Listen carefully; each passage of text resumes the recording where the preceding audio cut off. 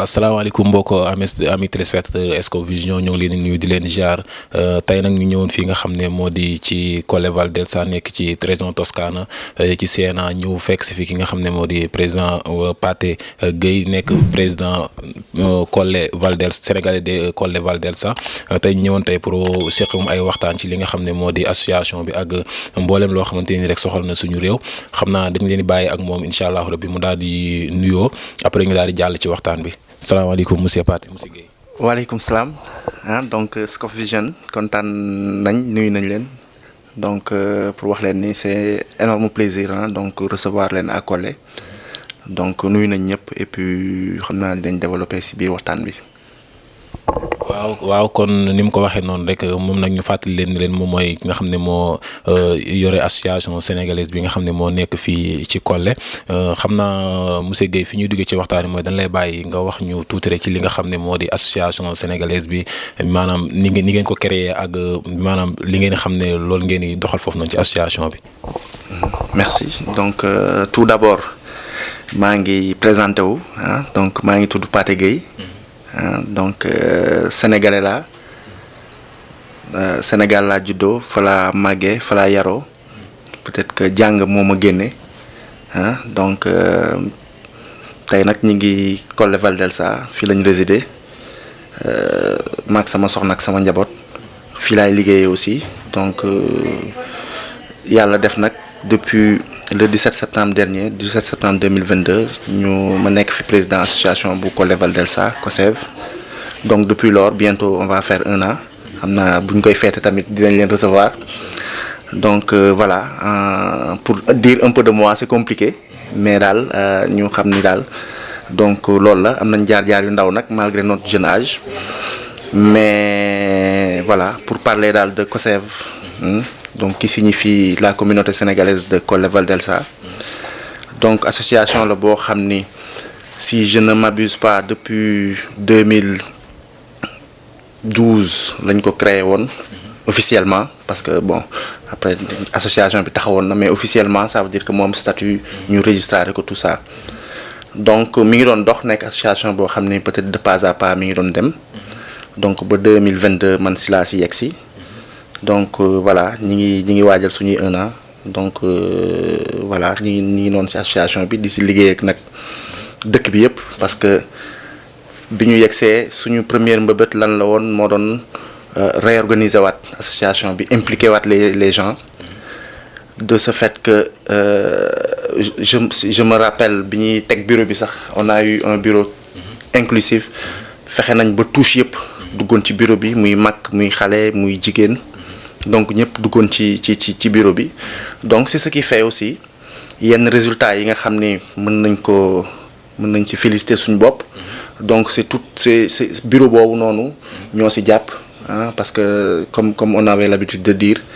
bu ñu yeggoon ci evento par exemple da ngay gis ni dara taxawatul amul président parce que man déjà le mot de président sax bon c'est aléatoire c'est un titre mais li gën a wóor mooy servir sa communauté jaamu yàlla la te ay jullit lañ donc si loolu lañ nekk ñi ngi ciy jéem donc voilà. waa xam naa nag moom di ñu ñëwal tuuti ci li nga xam ne moo di fonctionnement bi ni nga xam ne noonu la bureau bi di doxee ak ni ñu liggéey ak maanaam yan ba xam ne ngeen am ay locaux wala naka ngeen di liggéey daal ci li nga xam ne moo di association pour li nga xam ne mooy seen liggéey ni muy doxee. D'accord donc tout d'abord pour wax la ni am nañ bureau donc am nañ siège mi ngi nekk fii à Colle Valdelsa si Casa del Popolo bi on est au 3e étage. Donc ñi ngi foofu suñuy locaux ñi ngi fa donc mi ngi fonctionnel na mooy tout ce que ça demande pour ñu mën ci liggéey mi ngi fa ba tax na fan yi passé rek am na yenn yi nga xam ne sax démarré nañ ko pour jàppale suñu communauté parce que tamit looloo tax ñu nekk fii looloo tax ñuy sonn mooy dem jéem a wuti information jéem a fexe ba communauté bi nga xam ni ñoom ñoo ñu tabb ñu mën leen a jox yenn information yi ba tax na même wàllu këyit yi ñuy lijjanti yi ñuy dox affaire nationalité yeeg problème mu immigré yi légalisation yeeg yooyu yëpp tey Colle Valdelsa loolu disponible na fi ñu ngi koy def dans un premier temps nag bon association moom comme ni ñu ko xamee la plupart culture la mais tamit social la donc te social boo ko waxee mooy souvent di def loo xam ni dimbali sa prochain la sans nga xaaraat lenn en retour ba tax na si yu bari ñu ngi ciy liggéey pour le moment c'est gratuit donc ñu ngi koy def pour communauté bi jàppale leen tamit ñu xam ni seen association tamit mi ngi seen wet mi ngi leen di dimbali ci loolu. mais association bi ginnaaw moom bi nga xam ne taxawal ngeen ko ba léegi ana ba xam am ngeen ay quelques réalisations yu leen def pour Sénégalais yi fi nekk. bien sûr donc depuis lors c'est pourquoi sax je me suis pour ne pas réer ci date yi. donc voilà donc même pour revenir si sa question bi nga doon wax pour le fonctionnement. donc pour vous rassurer que ni on a un bureau fonctionnel. su ma nee un bureau fonctionnel mooy le bureau c'est le staff c'est le mooy task force bi nga xam ni ñoo nekk sama ginnaaw ñoom lay àndandool di liggéey donc bi ñuy démarrer bureau bi on a fait un bureau de 44 personnes si bureau association ça peut paraître énorme parce que peut-être suñu dëkk sax est-ce que am na 42 ministres je ne le pense pas mais donc loolu lu muy wane te liñ si bëggoon mooy 44 personnes yooyu même si c'est la moitié qui s'active on va vers quelque chose donc alhamdoulilah on a réussi ce pari donc comme ni nga ko waxee en un an yenn event yi nga xam ne def nañ ko donc jotoon naa la ko énumérer donc comme ni ma la ko waxee donc ñi ngi démarrer suñuy activité première activité bi ñu fi njëkk a def à Collé Val d'Elsa bi ñu nekkee ci gérance bi ak léegi c'était le 25 décembre une date qui m'a marqué parce que boobu dañu def Albero dei Piccoli dañu def Albero de Natale créé ko fii xale yi nekk fii yëpp ba Petit Bonsia ñëw ils étaient quoi peut-être 35-40 xale Père Noël ñëw cadeau yi génn mais c'était extraordinaire jour boobu c'était extraordinaire donc ñun c'était suñu première sortie ñu am ci réussite boobu peut-être mën naa wax ni après date boobu gën nañu yokk bëgg-bëgg pour dem def leneen parce que su boobaa après dañ naan pourquoi pas donc et depuis lors ñu ngi ci noonu bi ñu jógee ci Albero de Natale wu xale yi le 25 décembre aussitôt la semaine qui suivent muy 31 décembre on a fait un dîner de gala def nañ fi dîner de gala bu mag fii à Collé boo xam ni vraiment à un temps record donc le bureau s'est mobilisé c'est voilà ñu def lu extraordinaire lu ñëpp saluer jour boobu on a eu la chance de recevoir même le président de la Casto avec le bureau tout ça nous a voilà c'était une réussite mooy dîner de gala bu 31 décembre bi donc bi ñu jógee ci décembre bi aussi dem nañ 5 février recevoir nañ fii à Collé journée de la Toscane mooy toutes les associations yi nekk ci Toscane bi ñëw nañ fii à Collé passé ak ñun une journée donc ñu yendandoo wax problème mu sénégalais yi ñu déglu ñu conseiller ñu c'était extraordinaire boobu aussi c'était vraiment une réussite boo xam ni jot nañ ci sax lettre de félicitation bu Sindako bu Collé ci date boobu ñu jógee ci 5 février subito après dañu dem 12 février donc Collé de Val d'Elsa commune bi dafa organiser woon benn Collé Masqueré lañ koy wax benn festival bu mag bu amoon fii donc association yi nekk ci dëkk bi yëpp bokkoon ci mais comme ñun ñu ngi doon doog a juddu peut-être pas juddu sax mais nekkuñu woon aux activités ak Covid bi fi jaaroon ak yooyu donc man boo commune bi may approché di ma yëgal loolu presque ay une semaine moo ci desoon presque ay une semaine te xam nga carnaval nga war ko organiser c'est voilà mais j'avoue que voilà les femmes sax laay wax les mamans yu xale yi nekk Collé vraiment dama convoqué réunion d'urgence ne leen dañu am carnaval fii pourquoi pas ñu déguiser xale yi suñuy yëre cosaan et tout ça mais elles l'ont fait en temps record donc la preuve jour boobu ñun ñoo jël les meilleures tenues donc si kii bi donc boobu aussi c'était extraordinaire surtout wane nañ suñu culture jour boobu c'était bien c'était une fête vraiment bi ñu jógee si 12 février muy Collé Masqueré aussi fête de la femme muy le 8 mars parce que les femmes c'est important en tout cas man c'est voilà parce que loolu laay wax ñu bari dañ may tooñ ne ma bon voilà mais c'est comme ça suñu jabar jigéen la suñu yaay jigéen la donc nit yi ñi gën a jege booy xool jigéen lañ donc c'est normal que jigéen te jigéen mooy société au fait mooy defar société donc xam naa si biir waxtaan bi dinañ développer si xale yi donc su boobaa dinañ dellu si rôle jigéen dëgg vraiment donc fête de la femme aussi on a fêté ça avec notre présidente présidente des femmes vice-présidente Soxna Diek Ndiouk donc ñu ngi koy nuyu mi ngi Sénégal mais ñu ngi koy nuyu fête de la femme donc le bureau dem nañ fekk ko këram passé ak moom la fête c'était bien c'était émouvant donc on se rappellera aussi de ce jour bi ñu jógee ci loolu c'est voilà def nañ fi aussi une conférence annuelle des femmes de Collé Val d'Elsa c'était le 9 avril donc mu nekkoon aussi un projet titan je me rappelle bi ñuy njëkk a def l'évaluation de cette conférence ñu toog bi ñu waxee femmes yi bi ñu ma waxee somme bi ñu soxla voilà quoi je me suis dit bon c'est possible on y va ñu def nañ ci xaalis bu bari mais à la fin de la conférence dañu xam ni jar na ko dañu xam ni si c'était à refaire le lendemain dañ koy defaat donc d'ici voilà mu nekkoon une fierté extraordinaire mu nekkoon une fête religieuse parce que li ci gën a neex mooy loolu mooy c'était une fête religieuse donc suñu mbokk yi ñu dëkkandool yi nekk ci Toscane bi yëpp ñëpp jàpp ci les daayira ñëpp ñu ngi leen di nuyu ci fête boobu donc Poudji les gars ñoom Birane aussi gars yi on se rappelle pendant 2-3 jours ñu nekk ak ñun ci waañ bi jàpp ci réussite boobu aussi ça vous revient donc voilà yooyu daal mën naa wax ni def nañ ko fi ak organiser nañ fi aussi une grande finale de tournoi bu Casto organisé woon qui est la confédération des associations sénégalaises de la Toscane donc 17 associations yi nga xam ne ñu ngi ci Toscane bi affilié nañ ci donc y compris Poggibonsi Collé tout ça Firenze association yëpp ñu ngi ci biir Casto donc ñu créé woon benn tournoi de foot donc Collé Val d'Elsa moo organisé woon finale boobu on l'a joué à Poggibonsi en commémoration avec la Poggibonsi c'était une fête aussi c'était pour moi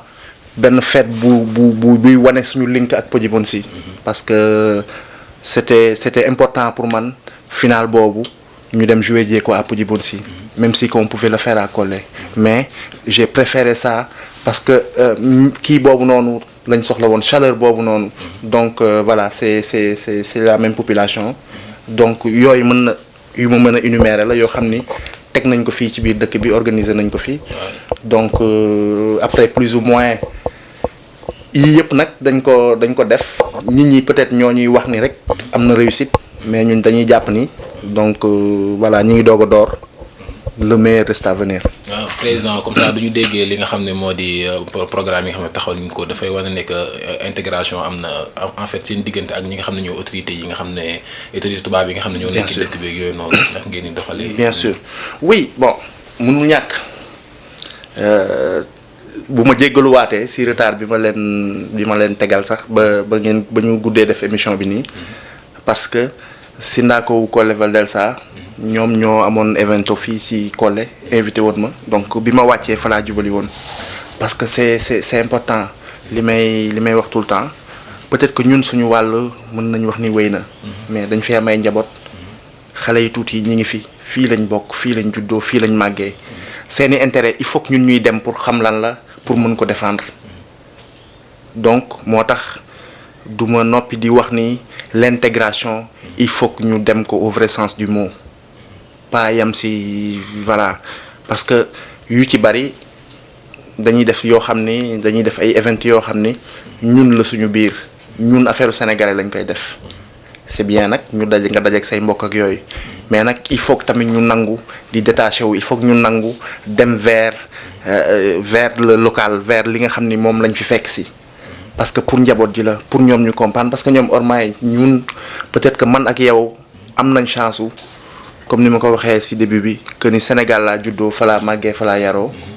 donc te xam nañ ni éducation Sénégal c'est strict éducation Sénégal du say parents kese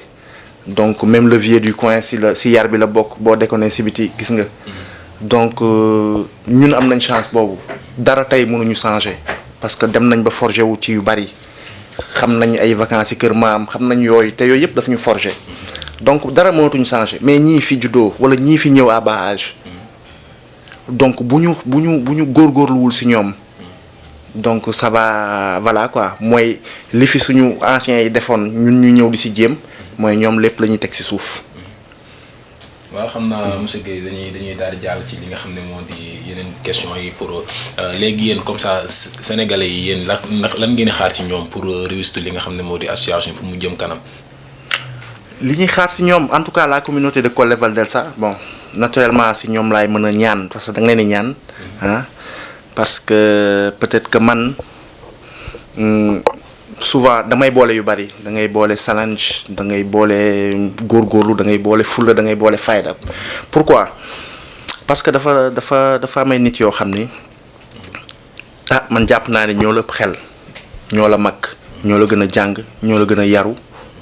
lépp looy jaay ñoo la ko gën a def mais ñoom dajaloo nañ ne yow nga ñëw jiite ñu c'est énorme ba tax na loolu day tax loo def da nga koy xeeb c'est difficile nag ñun ñëpp xam nañ ni c'est difficile nga nekk fii association volontariat la jaamu yàlla la da ngay am sa liggéey da nga am famille c'est des réunions yu dul jeex c'est des voyages yu dul jeex mais dañ koy def souvent mu metti souvent parce que homme public nga souvent nga jël ay coups souvent ñu wax la yu la metti sa soxna souvent moom lu ko metti parce que dégg na ñu wax li jëkkëram sa doom peut-être oui xam nga donc yooyu yëpp dafa metti moo tax souvent nit bi dina bëgg dara wala dina xaar lenn ci yow génnoo foofu mais na comprendre ni peut-être que li nga boole dafa bari ba tax na daal ñuy ñaanaat sénégalais yëpp ñu gën a constante ci association bi gën ci jàpp gën ci réactif parce que il faut lenn ñu jàng ko mooy suñuy ñuy jotee parce que c'est normal ñun ñu dëkk sa doom sax souvent mu déconné nga mbéj ko wala pas mbéj mais nga yuuxu ko donc c'est normal ay nit di laale c'est normal ay kii mais nag une association beneen mbir la donc même la définition bi nga xam ne moom la ko tubaab bi jox muy ODV terzo settore donc c'est il faut que nit yi seeni ego wala seeni problème interne ñu mën ko di bàyyi ci kër yi bu ñuy ñëw di daje ci communauté bi donc moi c'est tout ce que je demande te xam naa ni incha allah loolu buñ ko réussir nañ ko parce que fexe nañ ba am toute la communauté avec nous parce que du ma ne derrière nous mais avec nous parce que nous aussi on fait partie donc on fait partie ñoo yëkkatendoo di dóorandoo c'est comme ça c'est les débuts continuons ensemble dina baax incha allah. waaw xam naa nag dañuy ñëw dañ leen di fàttali rek ni ñoo ngi toog ak ki nga xam ne moo di président sénégalais yu Collet Val d'Elsa mais président xam naa ba la ñoo jeexal waxtaan bi nag dinañu ñëw tuuti ci li nga xam ne moo di suñu situation politique réew comme en tant que président ak aussi gis nañu jamono yi réew ma yëngatu gi mu yëngatu ñun ñu nekk fii nii. donc loolu ma tudd ñëwaatal tey ci situation réew mi. écœuré meurtri. bu ma la bëggee wax dëgg mooy je ne reconnais plus mon Sénégal. j'ai du mal nag di wax ci situation au Sénégal parce que xàmmeetuma sama dëkk parce que y a eu des temps ci ay at ci ginnaaw da nga doon gis yenn yi xew sous région bi mais yow à la limite sax da ngay jàppee ni mais ñii est-ce que c'est des gens civilisés mais aujourd'hui loolu moo nekk di xew Sénégal et puis c'est triste c'est alarmant ñi mën a wax ba léegi nañ wax parce que il n'est jamais trop tard de bien faire il n'est jamais trop tard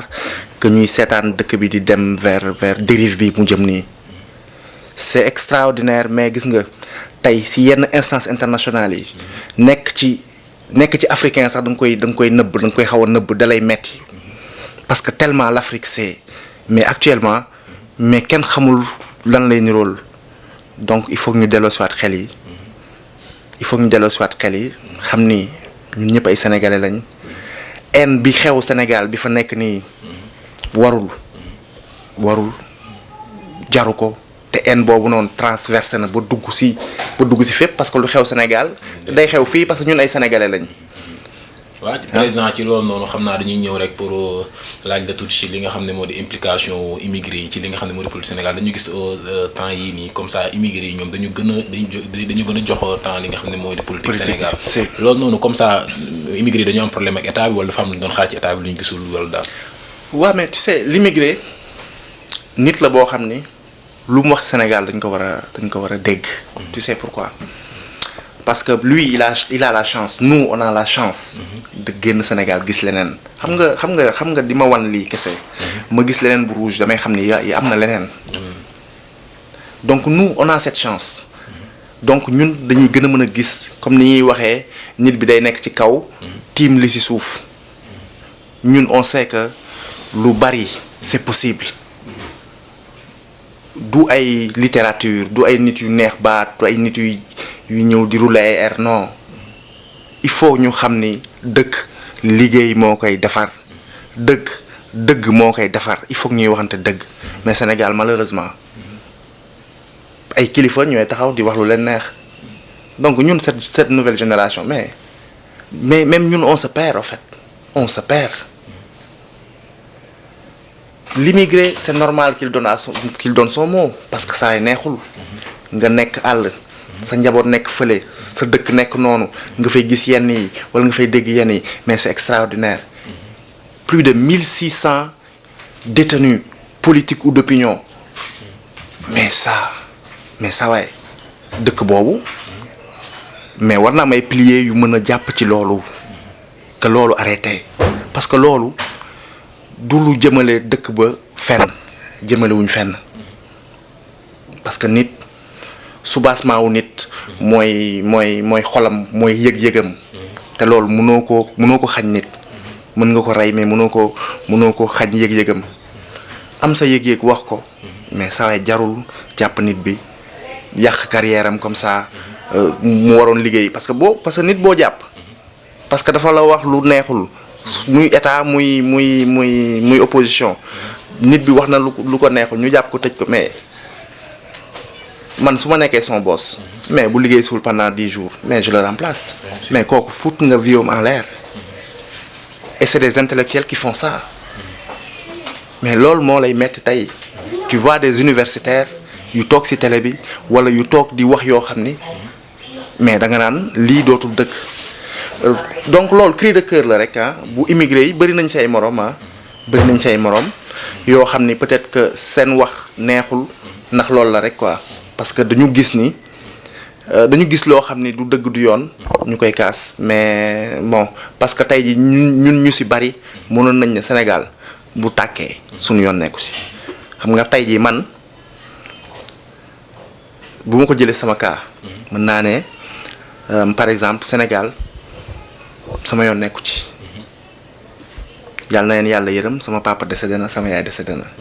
sama jabar mi ngi fii samay doom mi ngi fii maa ngi liggéey fii je suis bien et pourtant tous les mois ma fexe nu ma def wala tous les mois ma cotiser ci ay yoo xam ni c'est pour defar ay cases de santé Sénégal wala pour def ay kii Sénégal je l'ai pas fait pour moi ni pour mes enfants mais c'est parce que je suis sénégalais donc loolu la rek loolu la immigré yi suñu mbokk yi ñun ñëpp mais du dañu changer dañu cambiare wala dañu faral benn nit ba mu jaral leen ñuy kii non injustice la ñuy bañ gis loo xam ni mën na nekk ñu si woo suñu gouvernement africain yi en général. waaw président comme météo réew moom nga xam ne moom la nit ñi di faral di wax gis nañu ne aussi li nga xam ne moo di immigration clandestine bi doon loxante nii benn problème la bu Afrique am du ma wax Sénégal mais Afrique yëpp am nañ ko léegi yéen ñi nga xam ne yéen président association yi nga xam ne yéen a ngi duggante ak ñi nga xam ne ñooy sans papier ak ñi nga xam ne yor nañ papier ak yooyu tey boo ñu doon ñëwal tey ci li nga xam ne moo di immigration clandestine ma problème bi nga xam ne nit ki mën na ko am buy ñëwee fii ak ba xam daal lu war la wala daal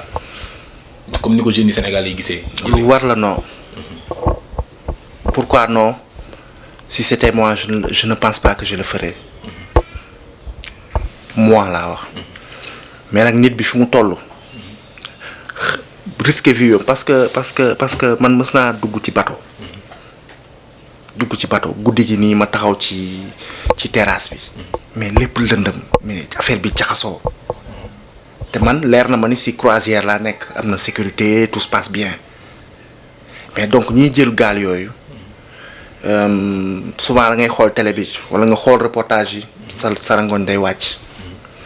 li ci gën a metti li ci gën a compliqué mooy kii def loolu xamul li muy def peut-être mën na xam géej nii mais xamul fi mu jëm xamul li muy fekki mais nag yaakaar moo demee noonu peut-être mën nga gis benn paate bu ñëw Sénégal en vacances nga ne ah nga foog ni ñàkkul dara moo tax mais nag duñ ko conseiller kenn di woowaat nit ñi nii ñëw Europe c'est bien Europe di nga fi am jàng bu baax di nga fi am formation bu baax di nga fi am liggéey bu baax te sa dëkk mayu la ko te nit day xool fu muy wuti jee meilleur c'est normal mais ambassades yi ñi ngi fi visa yi buñ ko ragal c'est que gis nga c'est tellement simple coono bi ngay daj sax wala di ko fay borom gaal gi wala yooyu xaalis yooyu nga ciy def wallahi boo demoon jël rendez-vous ci ambassade bi demander parce que visa c'est une demande booy def boo amul dara sax demande ngay def nit moo koy étudier ne la oui ou non donc nañ jéem a dem vers foofu. léegi nag foofu. yéen président yéen xam naa du ñàkk am ay immigré clandestins yu yoo xam te dañuy ñëw fii. ci wala yooyu bëgg ay këyit ak yooyu. si problème yooyu noonu quoi. dañ siy jànkantool tous les jours. tous les jours bu ma juumul bërkaati démb rek maa ngi nekkoon ci cas bu mel noonu. c'est difficile ba si ñun ñii si association yi souvent nga toog un maréchal de carabinieri woo la parce que comme yaay président sénégalais yi am na sénégalais bu fi perdre la tête te ñi nga xam ne dañuy jaar ci gaal gi pour wax la ni c'est dur man gis naa ci koo xam ni mais dafa perdre bopp bi carrément tey pourtant yegsi na ñëw na ba yegsi ba nekk ci nit ñi mais nii dañ ko obligé delloowaat Sénégal parce que àndatul ak sagam donc cas yooyu daf fi bari dañuy ñëw nekk ci camp réfugiés yi dañuy ñëw nekk ci dëkk bi duñu am kayit xam nga nit da la ciy poser question damaa bëgg liggéey amul kayit sa xol day kii mais mënoo ci dara souvent doo ci mën dara parce que tamit ci dëkku yoon lañ nekk mu ñu am fu ñu war a jaar donc ku ci ñëw te amoo réfugié politique wala amoo yenn kii yi mën nga fi yàggat trop léegi nag reste à savoir est-ce que jar na ko mais ñëw Europe moom si ñëw Europe jar na ko si parce que di nga jàng di nga xam parce que tukki xam la ñun liñ ñu doon sonal ci université Dakar jaar naa fa gis nga wax ju bari la mais gis nga être utile tukki lii sëñ bi doon wax naan tukki jar na dem ba Chine parce que li mu naan dem ba Chine peut-être amul ay kaamil lu ñu fay jàngee mais c'est pour soriwaay bi mooy looy gën di dem di gën a gis di gën a xam donc jeune bu ko mën a jaar ci ambassade yi je t'invite nga ñëw mais nañ ko defee noonu gaal yi ngir yàlla ak yenentu bi c'est un cri de cœur vous êtes nos frères donc bëgguñu di leen perte noonu ça nous fait mal donc ñu ngi ciy alerté waat donc ñu ngi ciy alerté waat vraiment à travers votre antenne donc pour wax ni daal ñun on est open si képp même ku nekk Sénégal koo xam ni peut-être bëgg nga ñëw poser la question binduñu dinañ la tontu dinañ la wax liñ ci xam te mën na am yow nekk nga ces dispositions yoo xam ni lu ndaw nga yegg si donc daal bon c'est désolant mais nag la faute à qui parce que liñ naan la nature a horreur du vide mooy fu dara newul dina am lu fa créé wu te souvent fu dara newul mooy lu jàng amu fa xam-xam amu fa donc jaxasoo moo fay am donc souvent nag c'est ça qui moo ñu créé lii yëpp et comme ni nga ko waxee pratiquement Afrique bi yëpp la donc Afrique doit se réveiller. waaw xam naa nag ñoo ngi waaj a jeexal li nga xam ne moo di émission bi xam naa dañ lay bàyyi rek comme ça li nga xam ne moo nekk seen kanam ñi nga xam ne yéen association bi ci jamono yi incha allah ñu jëm. si comme waaw donc nii tout chaudement déjà après-demain le 1er septembre ñi ngi am benn concert bu mag fii à Collé. Donc le 1er septembre ñi ngi ci nekk en collaboration avec la commune de Collé-Val d'Elsa. Donc dinañ ci def un grand sabar boo xam ni la famille du grand tambour Doudou Ndiaye Rose sa famille am ñooy ñëw tëggal ñu ko. Donc dina am défilé boo xam ne tamit suñu doom yi xale yi donc dinañ sol seeni tenue traditionnelle revisiter waat l'histoire de Lat Dior, l'histoire de suñu mag yu baax yooyu nekk Afrique. Donc sol seeni yére ñëw ñu tëggal leen jigéen ñi fecc sabaru donc wane suñu culture. dinañ fa def aussi un dîner jaay suñuy plat sénégalais. Donc après nag si la ñuy def un grand concert maintenant avec un musicien phare qui est Sandro Joyeux. Donc c'est un artiste boo xam ni c'est un italien mais italien bu doy waar la parce que day way Youssou Ndour ba nga foog ni Youssou Ndour la taxaw ci ginnaaw way Thione Seck ou way Baaba Maal ça va être bien donc moo tax it maa ngi ciy profité pour inviter ñëpp vraiment ñu ñëw xam ni bon c'est le Sénégal qui gagne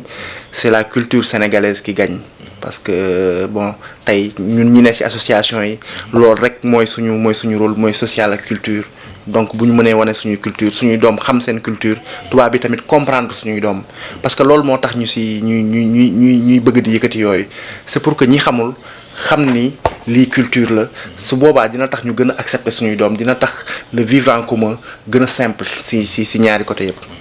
Donc bu weesoo loolu voilà comme ni ñu ko waxee rek ñi ngi jëm ci 17 septembre donc buy marqué suñu première année ci association bi. Donc prévoir nañ ci dajalewaat bureau bi remercier leen parce que xam naa ni sans ñoom doonuñu woon def dara pour remercier leen wax leen ni vraiment un an yi ma defanteeg yéen saluer naa ko donc ñu tegaat suñuy perspective ñi ngi pare yeneen event yi quand même donc parce que bon animation mënul ñàkk ci association animation c'est tout le temps donc yéen it SCOF voilà vous êtes waxuma partenaire sax mais bëgg nañ daal bon lépp événement bu ñuy tegati ngeen mën ñu ñëw jàppal ñu ci couverture bi donc ñu ngi leen ci tàllal loxo di leen ci woo te di leen jox suñu disponibilité aussi pour wax leen ni c'est quand vous voulez vraiment c'est quand vous voulez avec le format que vous le voulez xam naa beneen yoon incha allah bu ñuy dajewaat dañuy daje ci bureau bi. ñu comme ça ñu mën a toog foofu présenter leen bureau bi donc gën a waxtaan ak yéen en tout cas je suis très fier et très content de vous donc voilà nii la si lii ngeen nekk nii domaine la boo xam ni xaw naa ko miin. parce que ñoo far. parce que je suis informaticien. donc xam naa si lii ñu nekk nii et monde bi ñu nekk fii la toll. si monde digital lañ nekk si monde IA lañ nekk monde intelligence artificielle donc c'est extraordinaire ce que vous faites en tout cas je suis derrière vous